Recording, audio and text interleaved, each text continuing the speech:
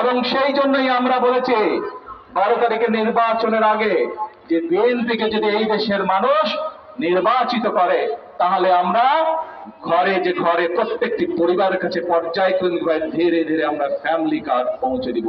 মনে আছে আপনাদের? সেই কাজ আমরা শুরু করেছি।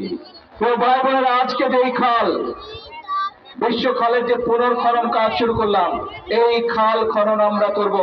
এটিকে আমরা নির্বাচনের আগে বলেছিলাম আপনাদের কাছে, বলেছিলাম। সেই প্রতিশ্রুতিও আমরা বাস্তবায়নের কাজ শুরু করলাম। প্রিয় ভাই বোনেরা, আপনাদের কারা কারা কৃষক কার্ডের কথা শুনেছেন? হাত তোলেন তো। কৃষক কার্ডের কথা বাবারে, সব ওই উপরের মানুষগুলো শুনেছেন আপনারা কৃষক কার্ডের কথা? এই যে সবাই শুনেছেন। এদিকের মানুষগুলো রাস্তায় দাঁড়িয়েছেন, আপনারা শুনেছেন কৃষক কার্ড? আচ্ছা, ধন্যবাদ। আপনারা ব্রিজের উপরে মানুষগুলো শুনেছেন, সবাই শুনেছেন। এখন এই কৃষক কার্ড কি?